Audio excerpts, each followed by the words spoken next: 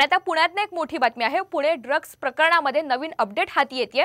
Pune drugs तस्करी प्रकरणाचं Nigerian connection पुढे आलंय। पुण्यामध्ये जप्त केलेल्या ड्रग्स प्रकरणातला आरोपी हैदर शेख याला परदेशी नागरिकांना एमडी ड्रग्स दिलेलं होतं अशी माहिती पोलिसांनी दिली आहे। एका नायजेरियन व्यक्तीने हे एमडी विक्रीसाठी हैदर शेखकडे दिलेलं होतं आणि शेखवर एमडी हे देशाच्या विविध भागांमध्ये पोहोचवण्याची जबाबदारी ही सोपवण्यात आलेली होती। पुणे पोलिसांच्या तपासातून या संदर्भातली महत्त्वाची माहिती सध्या प्राप्त होतीये आणि याचा सविस्तर आढावा घेतलेला आहे आमचे पुण्याचे प्रतिनिधी अक्षय बडवे यांनी। पुणे पोलिसांच्या गुन्हे शाखेने काल तब्बल 100 कोटी रुपयांचं ड्रग्ज जे आहे ते जप्त केलेलं आहे आणि या प्रकरणात 3 आरोपींना देखील अटक केली आहे। यातला मुख्य आरोपी जो हैदर शेख आहे त्याने पुण्यातील विश्रांतवाडीमधल्या याच गोडाऊनमध्ये जे सगळा एमडी ड्रग्सचा साठा जो आहे तो ठेवला होता। कुणालाही संशय येऊ नये म्हणून लोकवस्तीत असणारं हे छोटंसं गोडाऊन जे आहे ते हैदर शेखने गेल्या ऑक्टोबरपासून घेतलं होतं।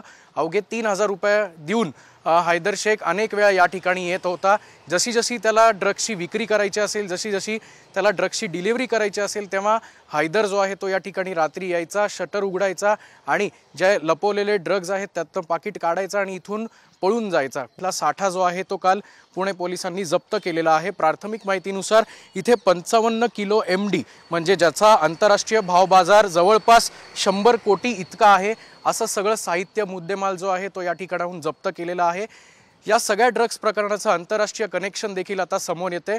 पुणे पोलिसांच्या गुन्हे शाखेला अजून कुठले धागेदोरे सापडतात हे पाहणं देखील आता महत्त्वाचं ठरणार आहे। कॅमेरामन किरण काजळेसह अक्षय बडवे, साम टीव्ही न्यूज, पुणे।